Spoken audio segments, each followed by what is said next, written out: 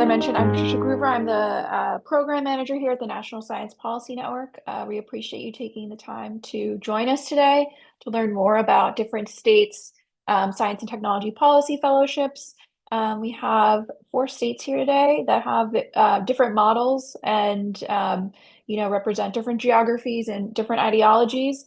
So it's great to have them here to talk about the work that they do and how you can get involved with their state programs. So we are going to kick it off with hearing from the states first, and then we are going to open it up for Q&A after all of the states speak. But if you have any questions, feel free to put them in the chat. I'm going to go in alphabetical order. So Bethany, you are first with the California Council on Science and Technology Policy Fellowship. Great. Thank you, Patricia, and thank you so much for having me. I do have slides if it's possible to share, and if not, we can work around it. Yeah, is that all right? Cool. All right, hopefully you're all seeing that now. So hi, everyone. I'm happy to talk to you today about the CCST Science and Technology Policy Fellowship out here in California. Can everyone see this okay? Is that looking all right? Awesome. Great. I'm so glad to be here with my fellow programs. I'll tell you a little bit about myself and CCST before I talk about the program. I'm Bethany Hopkins. I'm the Science Fellows Program Manager, so I manage the Fellows Program. You can connect with me on LinkedIn or email me after this if you have questions that I don't answer here. I did my PhD in history at UC Davis before this and worked at their Career Center, working with PhDs and postdocs there. And I work at the California Council on Science and Technology. So we're the ones that host the fellowship program. So CCST it's a nonprofit, nonpartisan organization. We were started way back in 1988 at the request of the legislature to be like an independent science advisory body. So our mission is to engage leading experts in science and technology to advise state policymakers here in California, ensuring that California policy is strengthened and informed by scientific knowledge, research, and innovation. We actually do that in a couple different ways. We have, expert briefings and workshops and reports, but we are probably most well known for our fellowship program. So that's what I'll talk to you about today. So our fellowship program has been around since 2009, which means we are celebrating 16 years of CCST fellows. Those are all of the alumni of this fellowship program there on the right. And it is, I'll just highlight like the key things before I get into some of the details. This is a 1-year fellowship program that runs from November through October. And the applications for this upcoming 17th cohort are due on March 3rd, 2025. A PhD is required by September 15th, 2025 to do the program. And the fellowship begins on November 3rd, 2025. And if you have further questions, I can probably answer them later, but there's also our website there if you want to follow along. So something about the California program is that our fellows are placed into offices in the legislature, state agencies, and offices of the governor. So I'm highlighting for you here our current cohort, our 2025 cohort with their 2025 placements. So you can get a little bit of a sense of the areas and the topics. So we have placements on assembly committees, in the Senate, in both personal offices and on committees, and in the executive branch.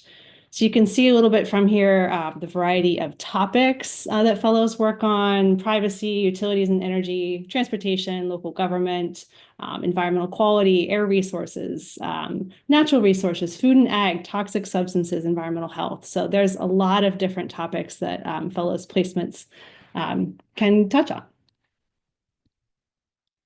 A couple things you might want to consider if you're thinking about the California program, becoming a CCST fellow.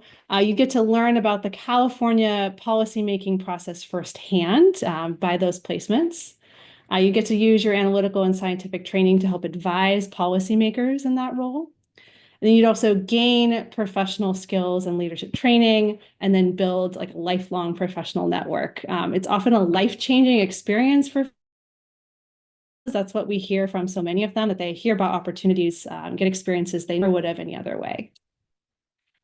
California, just to pitch the state a little bit, we're a national leader in energy, environment, science, and technology. And the policies here impact nearly 40 million Californians. And then there's implications beyond the state as well, because some of the things that happen here in California and the fifth largest economy get replicated in other states or at the federal or international level.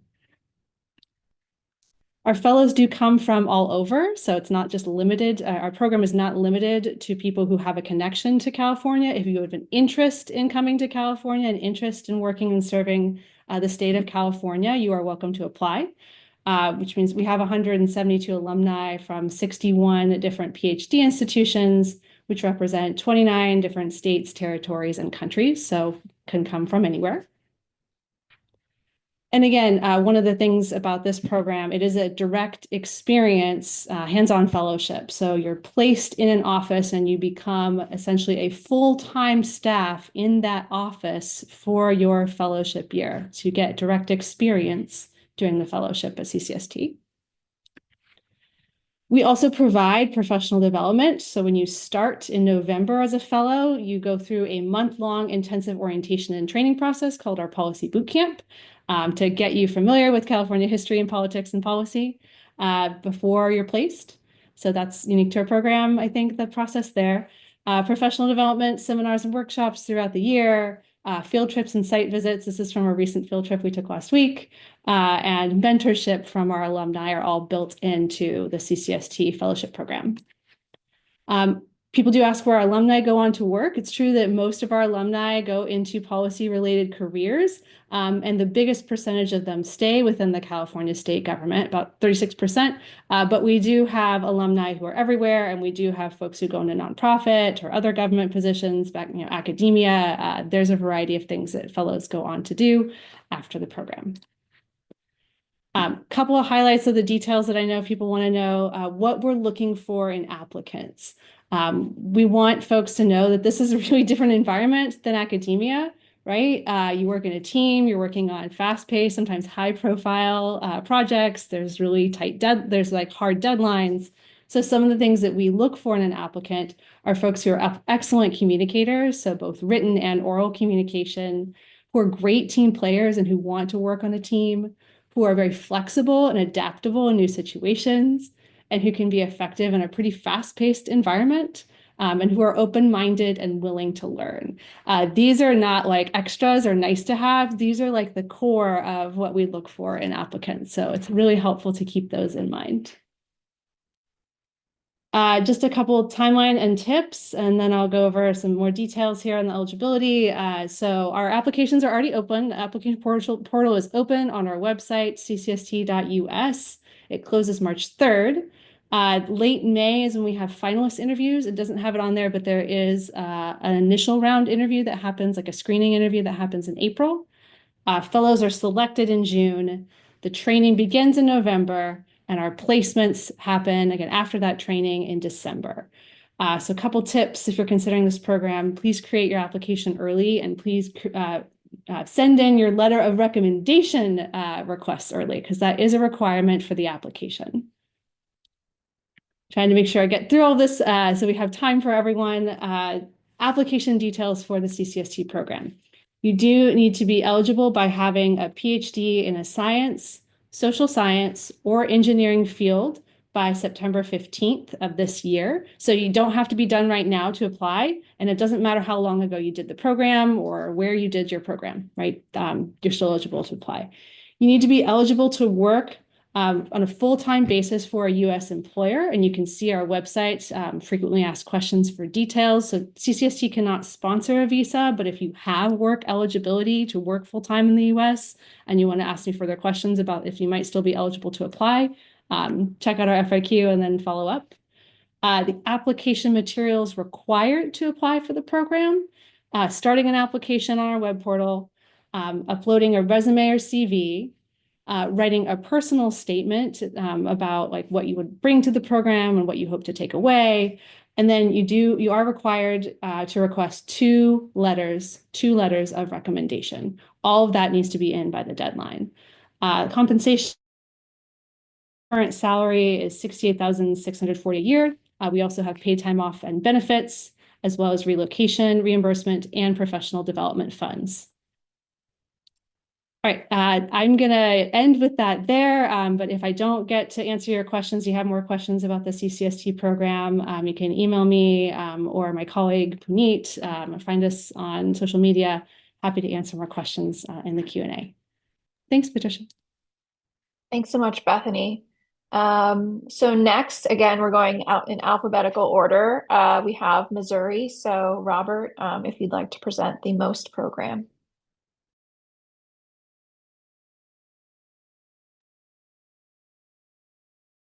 You're on mute, Robert.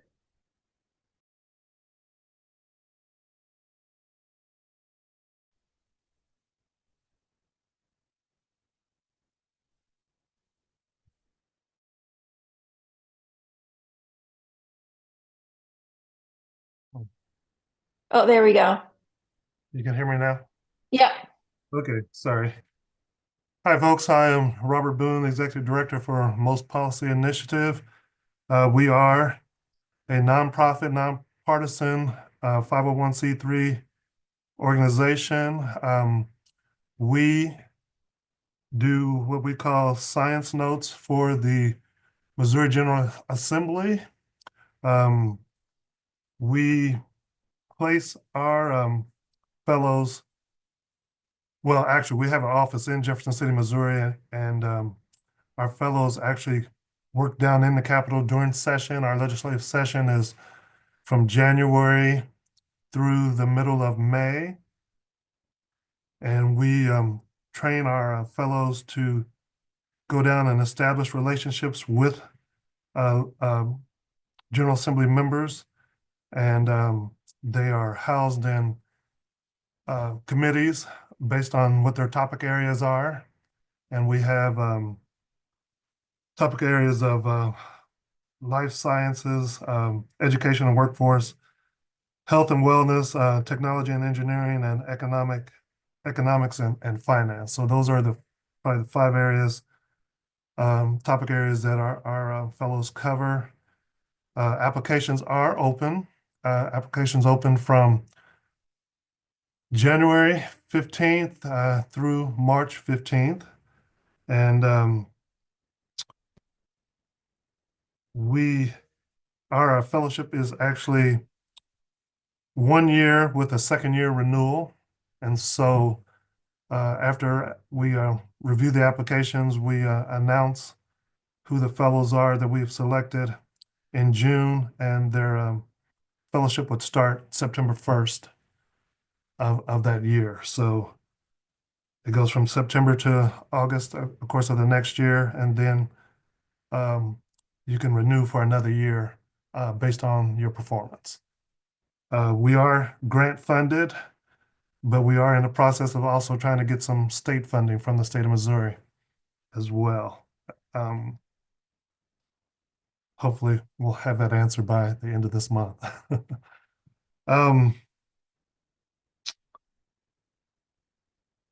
You can go to our website and apply. And if you have any questions, you can contact me. Again, it's robert@mostpolicyinitiative.org. Eligibility, the fellows must hold a terminal or a PhD degree or equivalent in science, technology, engineering, math, or medicine. Your degree has to be confirmed by September 1st when the fellowship starts.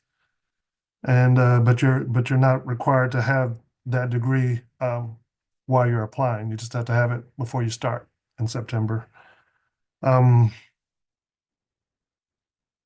to think what else that Bethany hadn't already covered. Oh, talked about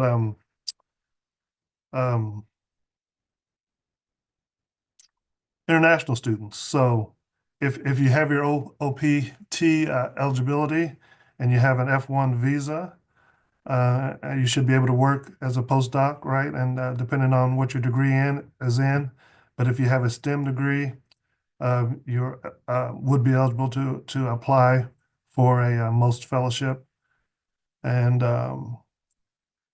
that would be for at least 1 year, and then we don't sponsor for the second year, so it would only be a one-year fellowship for the international students that have their F1 visa. I think that's really all that I can add. Most has been in place since 2019, and it's been a, a nonprofit probably since about the middle of 2023. I think it was around June 2023 when it actually became a 501c3. I think that is it. Thank you, Pat. Great, thanks, Robert. So we are going to move to New Jersey next, where we're going to meet with the Eagleton Science and Technology Policy Fellowship. So Christopher, if you would like to introduce the program. I see also Shannon's here as well. Yeah, we're gonna tag team a little bit. Great. Thank you so much, Patricia. It's great to be here. My name is Chris Shields. I'm the interim director of the Eagleton Science and Politics program. I'm going to try to be quick here and then hand off to Shannon Irwin, who's our program coordinator, who can give you probably more of the more interesting information. But Shannon, do you want to share your screen? Great. We've been running our fellowship program for a number of years now. And the idea really is here is what you see on the screen here, playing a key and significant role as advisors in New Jersey government. So as an Eagleton Science Fellow, as the program in California, you're placed full-time for a full year in your placement office. So you really do get the opportunity to truly be involved in state government, get a true sense of what this career is, get a true sense of how this all works. Our year runs from July to July. So that would be your fellowship year here in New Jersey. Beyond that, though, I think what you really get a chance to do here is be a part of Eagleton and Rutgers. I'll tell you a little bit about the Eagleton Institute of Politics. We are an institute of applied politics. What that means is that we study politics as practiced. We're not much into theory. We're not a poli-sci department. We really are politics as it exists in the world, government policy. What it means for you, though, is that you really get the full weight of the experience that Eagleton has. Eagleton has been around for over 60 years. And its longest running program is the Eagleton Graduate Fellowship Program. It's a slightly different program. It's for graduate students. They don't work full time. But what that does mean is that the Institute has decades of experience providing fellowship opportunities to students and postdocs. We know a lot about what works, what doesn't, what the challenges are. We have contacts and alums throughout state government, here in New Jersey, of course, but also across the country, that really allows us to help you get the right placement, but also connects you with policymakers, stakeholders, other key players throughout the fellowship. And that's what we do. The key is hands-on experience, right? We're here to make sure you get the best experiential learning experience possible. And as you can see here, we're really dedicated to collaborating with you to find that right match in terms of position. I will say quickly, if you look at the picture there, that is New Jersey, the cranberry state, one of the cranberry bogs. New Jersey is an extremely livable state. It has a reputation, I know, but it's a very livable state. It's a state. It's got mountains. It's got beaches. And in terms of government, it's a really great place to be a scientist. If you're interested in climate science, if you're interested in biochem, if you're interested in sciences, it's really often at the leading edge as one of these sort of state laboratories. At any rate, some of the nitty gritty before I pass you off to Shannon. There is, of course, a stipend. Next year's will be $70,000 paid biweekly starting in July. There are health benefits eligible for the same plans offered to Rutgers employees. We are a division of Rutgers, so you get access to that. Flex days, professional development funds, up to $1,500 for conferences, all kinds of mentorships, professional development. I'll be saying a little bit about networking sessions organized by the Institute. And of course, as part of Rutgers, I think that's a real key to this program as well. You do get the Rutgers University resources, right? Access to over 20 libraries, subscriptions to databases through PubMed, gym, rec programs, year-round university-wide events. You really do get to be a part of Rutgers in addition to being a fellow. You need your PhD in hand by July 1st. And you do need, as the others have said for their programs, authorization to work in the United States. In terms of the application process, it is currently open. The priority deadline is March 16th, 2025. All applications received by then will get full consideration. And then we'll continue reviewing applications on a rolling basis through May 18th, 2025. And then our orientation process starts July 14th, 2025.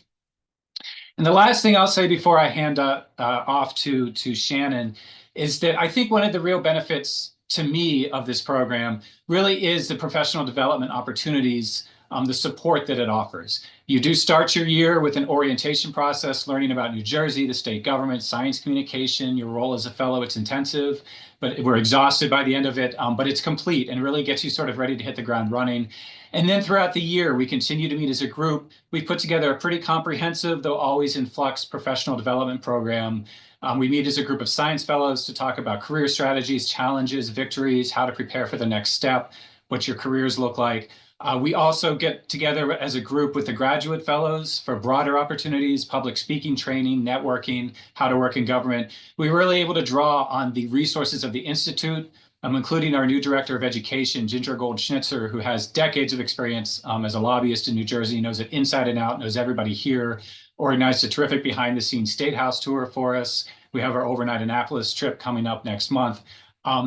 The idea really is just to provide you with all the support you need to get the most out of this experiential learning experience that you're having. And we're here to do that. We're here to help you develop the tools that you come in with, help you develop new tools, excuse me, and learn how to apply them in a career in government and policy. And that's what we take very seriously. And as I said, we draw on the significant resources that we have here to be able to do that. So in terms of what that means, though, I'm going to hand it over to Shannon. She'll cover everything that I missed, but also tell you a little bit about what some of our current fellows and past fellows are doing and have done, what's opportunities may be out there. I do want to invite you, as you see on the screen there, to our virtual roundtable next week.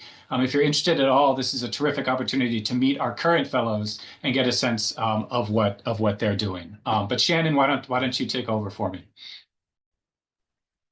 Thank you so much, Chris. My name is Shannon Irwin. I am the program coordinator for the Science and Politics program here at the Eagleton Institute of Politics.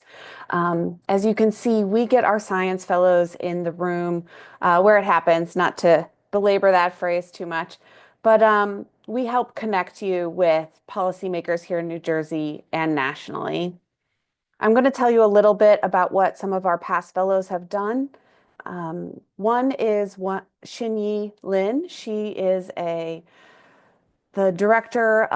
deputy director of policy in New Jersey Medicaid's policy office. And as a fellow, she worked to expand Medicaid and the CHIP insurance program, focusing on helping New Jersey residents gain access to this program. And she is currently working in the office and is opening up a 10-year strategic plan with a grant from the federal government focusing on maternal health. And some of the things she and her team are going to be working on is analyzing the robust amounts of data generated by the New Jersey Medicaid program, which covers half of all children in New Jersey and around a third of pregnancies. And so analyzing all of that data and helping make policy recommendations is a high priority in her office and something a science fellow could work on this coming year with her. Another former science fellow who is a policy analyst for the New Jersey Assembly Democratic Office is Erin Regan. Dr. Regan is a staff member and a committee aide. And during her time as a fellow, she organized a committee testimony where she reached out to subject matter experts in AI and deepfakes, First Amendment rights, bringing them to the Capitol here in New Jersey to give their expert testimony. And by doing so, they helped improve the bill as it was being drafted and in the hearing process. And she related that by being a doctor, by having the academic credentials, she was able to speak the language of these experts, know who to reach out to, and get them here to give their testimony to help improve legislation. And every year we place 2 fellows at the legislative offices in different capacities. This year we have one working in the Senate Majority Office with the Democrats and the Legislative Minority Office with the Republicans. Also talk about our climate action track. This is Dr. Stewart. Natalie Stewart is a former fellow who is working on grid modernization here in New Jersey. As we expand into solar, wind, ramping up electric vehicles and increasing the capacity for electrification, she is working to modernize our infrastructure and make sure that it's robust and can serve New Jersey as we go through this energy transition. And similar to deep bench work and foundational science, she's working on the infrastructure here in New Jersey, working to make sure that the foundation of our energy grid is strong. This is a little snippet of folks who have worked with us in the past. And as Chris mentioned, our applications are now open with a priority deadline of March 16th. And this means applications that come in between March 16th and May 18th, when the application deadline closes, will be reviewed on a space available basis, with priority being given to the folks who have turned in their application by March 16th. And in the chat, I'm going to put Chris and I's contact information. We're available by email as well as on LinkedIn. Make sure to follow the program there for updates on future programming and deadlines. Thank you so much, Patricia. Thanks, Chris and Shannon. I know some of the fellows that you were talking about, so it's good to see them highlighted here. I'd like to pass it over to Zan, who's going to talk about, I believe it's the newest program on the block here, the New York State Science Policy Fellowship. So Zan, I'll hand it over to you. Are you guys able to see this screen here? Did that go through? Yeah. Okay, awesome. Yes, we are the new kids on the block. My name is Ann Stromfeld. I run programs here at the Rockefeller Institute, based in Albany, New York. Going to talk about our fellowship that started last year, 2024. It is definitely most similar to California, so semi copy and paste you'll hear. But just to give you a little bit of context, so our fellowship sits at the Rockefeller Institute, which is the State University of New York's public policy think tank. We have a bunch of researchers here that conduct research to inform public policy challenges that are facing in New York State and the nation, across a bunch of different platforms like gun violence, healthcare and drug policy, higher education, climate and environmental policy. So that's sort of the home base for the fellowship, which is, we love to have that here.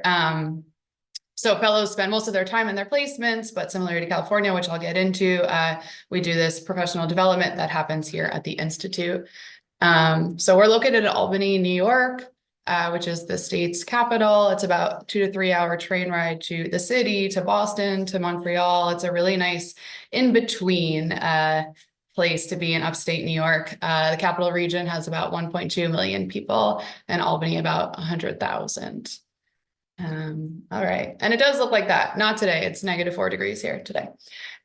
So to look at our fellowship, we received a 5-year grant from both the Simons Foundation and the Gordon and Betty Moore Foundation. This gives us three cohorts because our fellowship is actually 2 years instead of 1.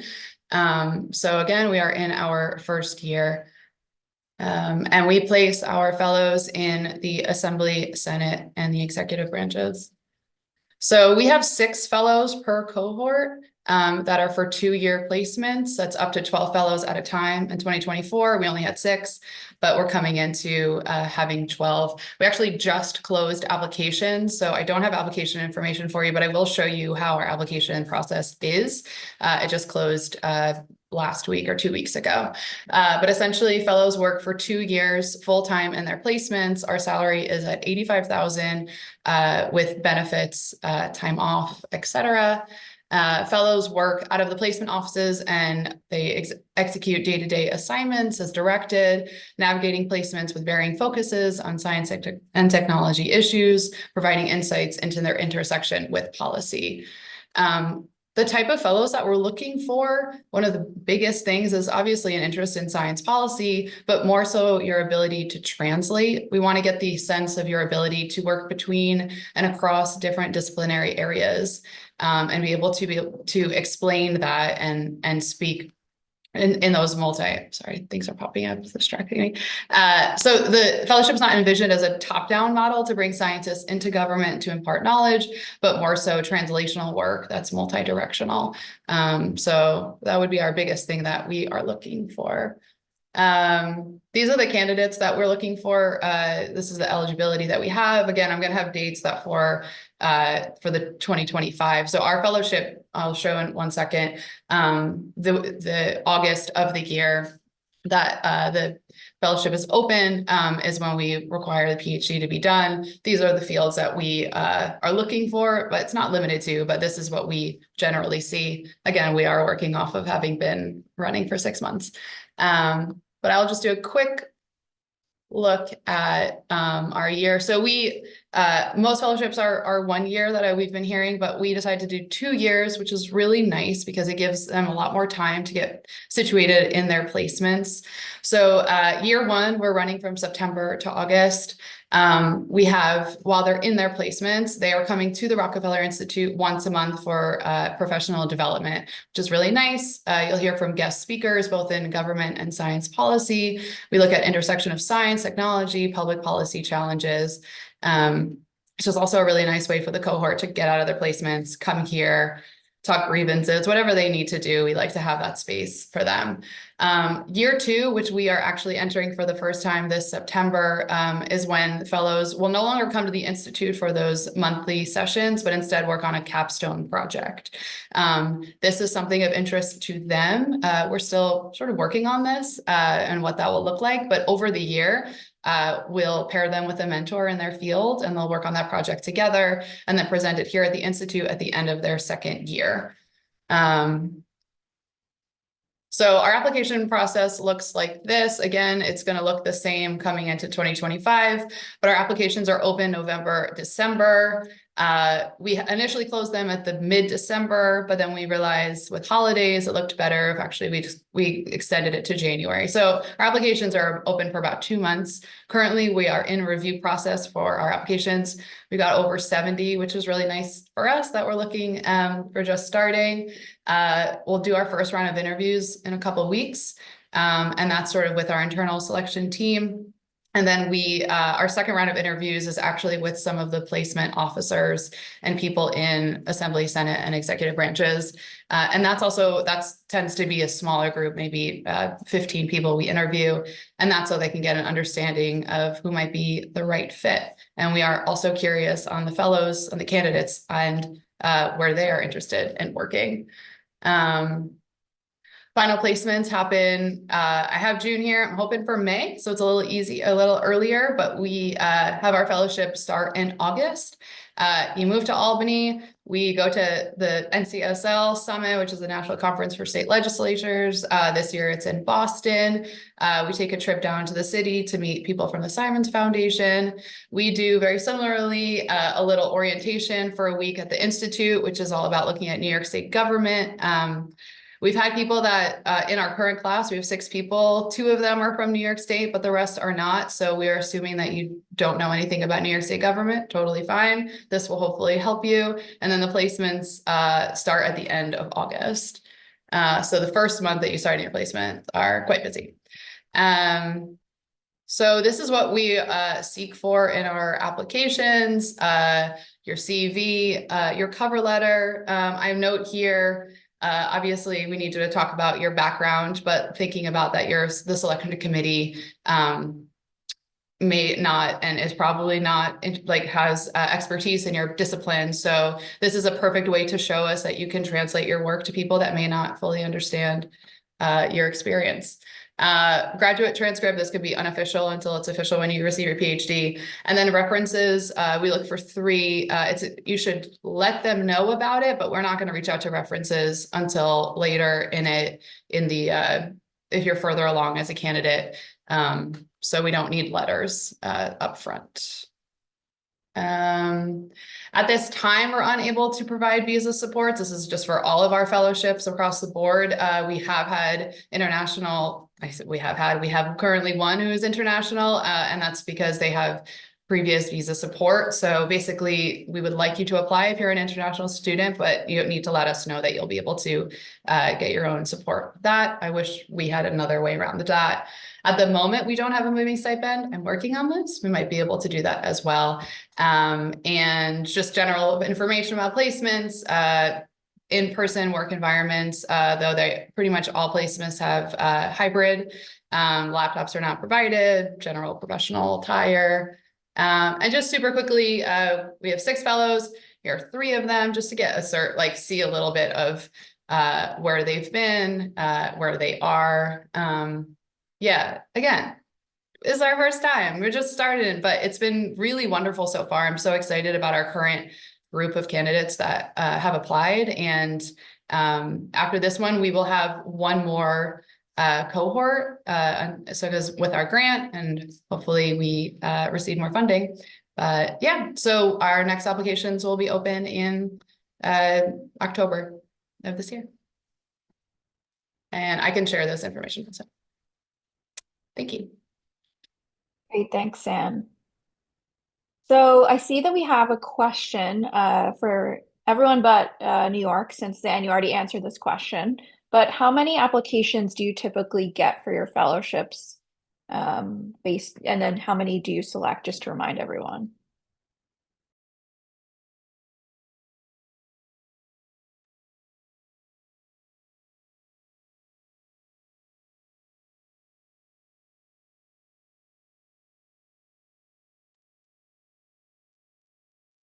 Jen, I'll let you handle that for us because this is my first year being involved in the selection process. So I actually don't know the answer to that from specifically for our program. Do you know that, Shannon?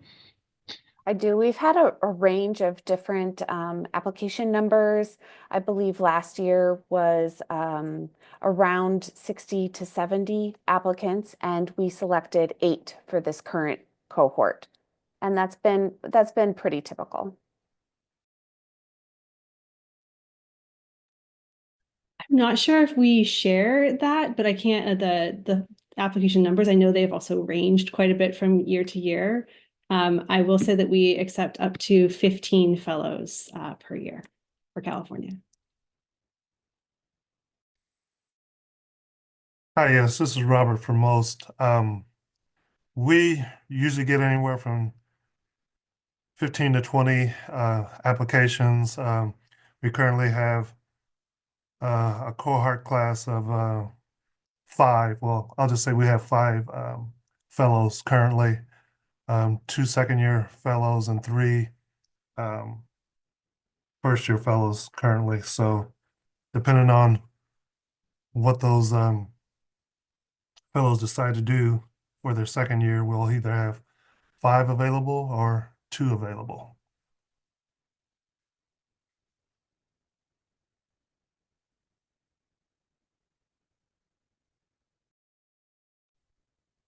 If anyone has any additional questions, feel free to raise your hand, or again, you can place them in the chat. I was going to ask all of the states. Zan, you brought this up. What does it increase the likelihood of applicants getting selected if they have a familiarity with your state? Like if they're from the state, or if they've gone to school in your state, does that increase their chances because they have some level of familiarity with politics, the issues, that kind of stuff?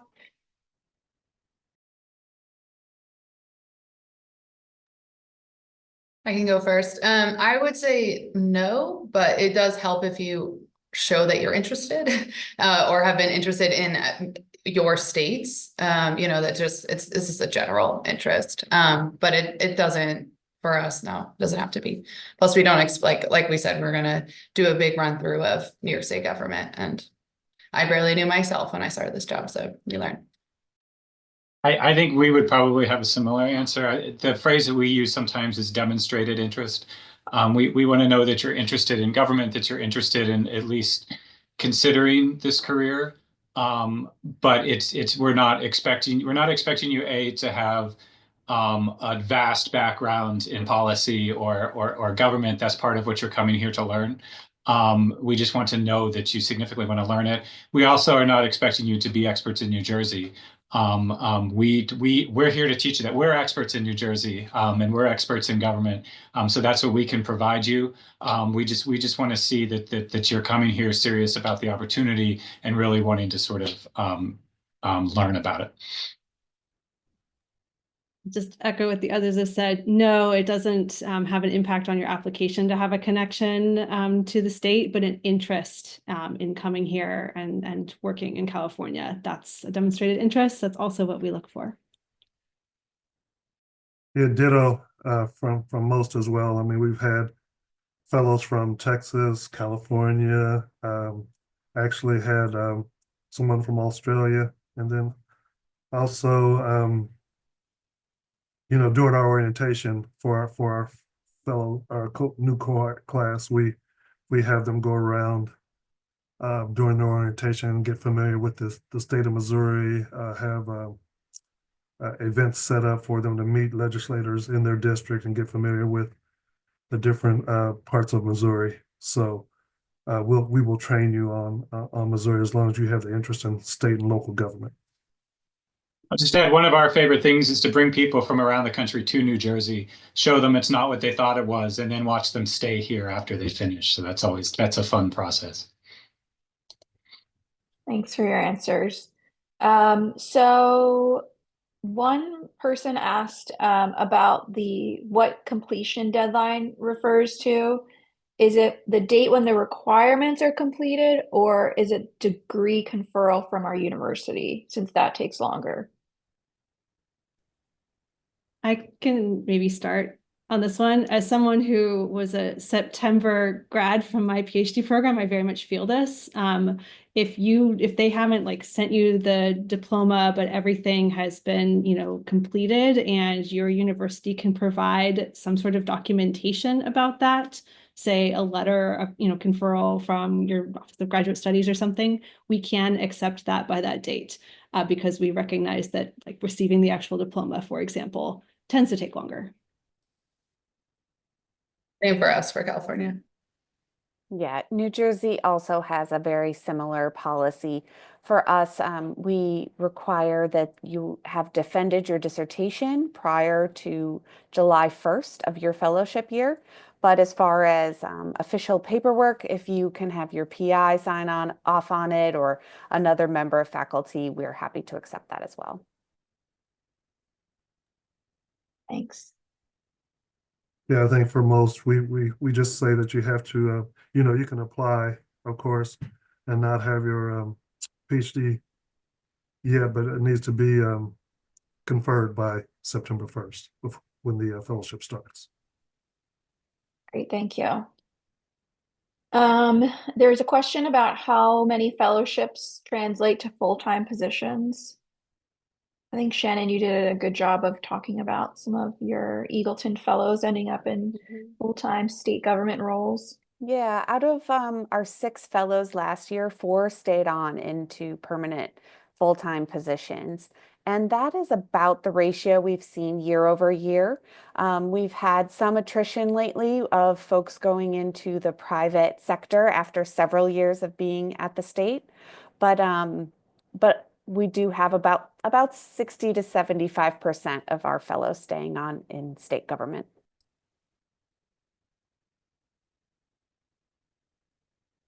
I just add to that many who don't, it's by choice. They could have stayed where they were, but for example, one last year took a AAAS fellowship.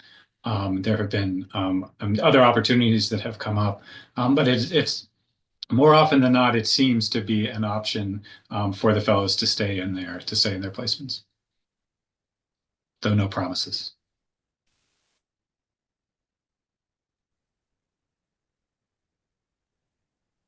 Yeah, I think same for us. We still see like that's the most common pathway that people tend to stay on in state government in some capacity. It may not be their exact placement that they have. I think that might be a little bit more common for the executive branch placements to find something within their agency, right? I think it was maybe 9 out of the 14 last year stayed in California state government, but it really depends.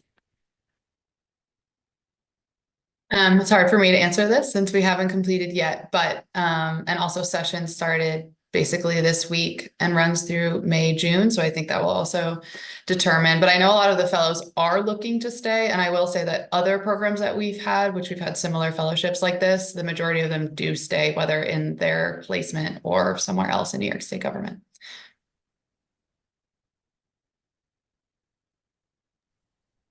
I think my answer is all of the above. We've had some that stayed in state government, some that have gone back to their home states, and haven't stayed in Missouri, but have gone back to their home states and worked in state government. We've had some that go to AAAS, and we've had others that have looked at federal government in DC as well. So I think Christopher's response was, yeah, it depends on what they want to do and if they want to stay in state government or not. But since we don't place them really in an executive agency, they develop those relationships with either with the legislature, so they understand how a bill becomes law and what budgets look like and stuff like that, and then take that experience either back to their home state or start their own nonprofit. Thanks, Robert. So this next question is about the interviewing process for each round, knowing that some of these fellowships have multiple rounds of interviews. If the folks here could talk about the different requirements for each round. Is there additional writing? Is there a requirement for policy memo submission during those additional rounds? If you could answer if there's any additional requirements after the initial application in terms of writing, that'd be great. Start for New Jersey. We have a very similar application process as CCST, where you need to submit a personal statement with your application. But during the interview process, there is no additional materials that need to be submitted. There are several rounds, especially for the climate action track. There's a second round that goes through the Board of Public Utility to determine if it's a good fit for that particular office. And I did misspeak in the last part. I said 4 out of the 6. It's actually 5 out of the 6 stayed in their fellowship placements. We only had the one who went off to a federal fellowship. Thanks, Shannon. I can speak I think I briefly did, but we have 2 interviews. Our first round is sort of for our top 25, and that's speaking with the internal selection committee, and that's about 30 minutes on Zoom. And then the second round of interviews would be about a few weeks later, and that's with that selection committee, and then also with placement officers from the Executive Senate and Assembly, and those are pretty intense because we do back to back with all 3. So you go from one to the next to the next.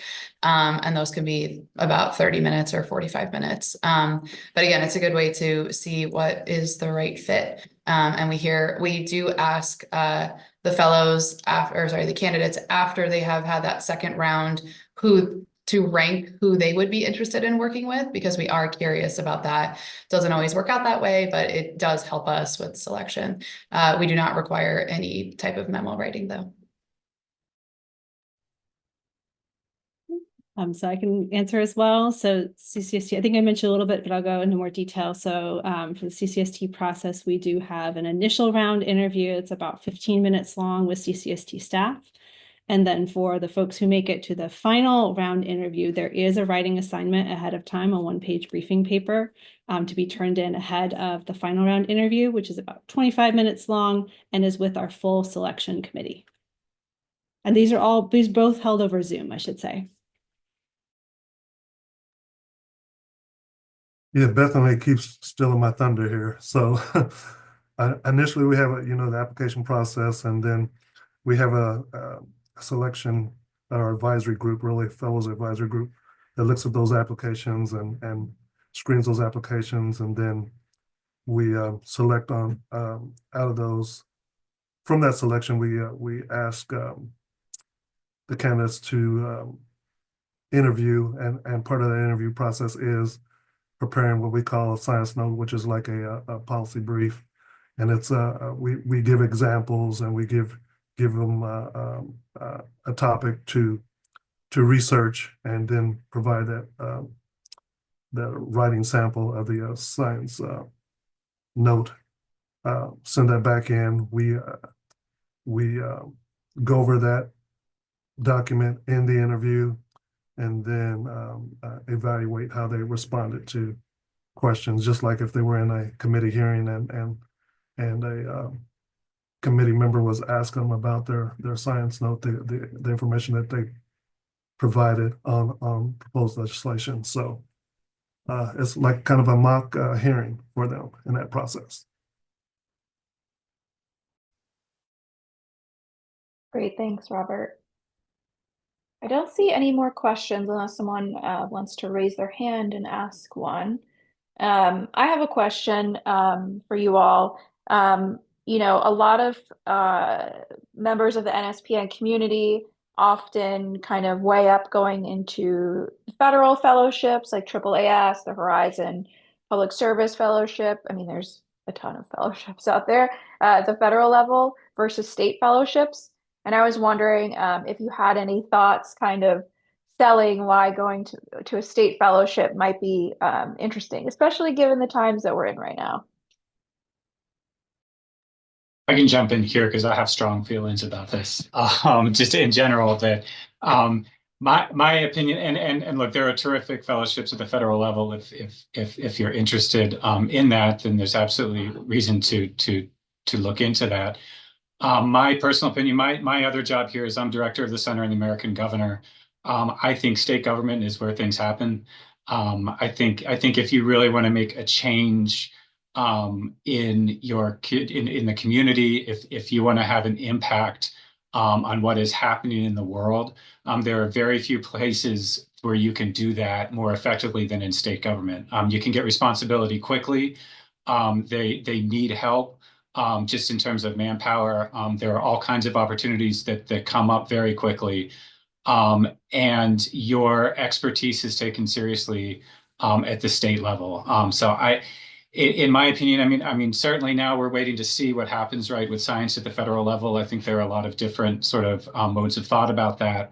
But there is no doubt that science will continue to happen at the state level. Science policy will continue to happen at the state level.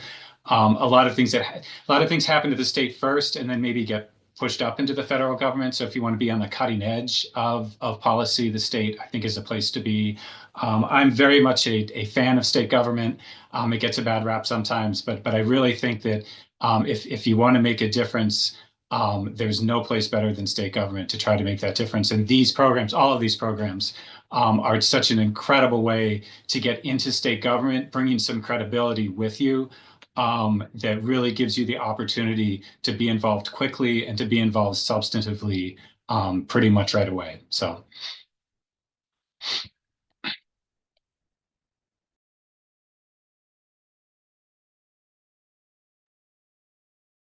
Any other thoughts? I realize it might be a politically charged question, but I Robert? would have just said the exact same thing. And sorry, but yeah, so you can actually see the changes that you're making directly, which, yeah, you said it great. So, yeah. Yep. I would just say that from if you believe in evidence-based, science-based information, providing that information to the public policymakers that draft these bills and stuff like that. Yes, the way our model works is we provide these science notes at the request of a member of the General Assembly, right? And so we go to their committee hearings and we let them know that we're available. If they have some legislation that they want us to do some evidence-based research on, we do that. And so if you're a fellow that's trying to bridge that gap between academia and having an influence in public policy, then, state government and local government, because we do some community science notes as well, is a great way of providing that influence. So you get to do the research, you get to look at the legislation, you get to provide that science note to a legislator, and then get to also publish it on our website, so it becomes public information for anybody that wants to go to our website and see it, right? To see what that evidence-based research is on that subject matter. So to me, that's a great way to, quote unquote, have some kind of impact on public policy.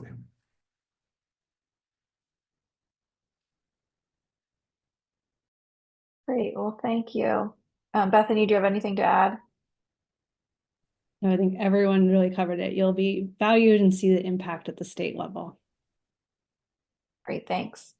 So I realize we only have 3 minutes left. I wanted to flag that if you are going to be at the AAAS meeting in February in Boston, all of these states will be there, including NSPN will also be there at the State Science and Technology Policy booth.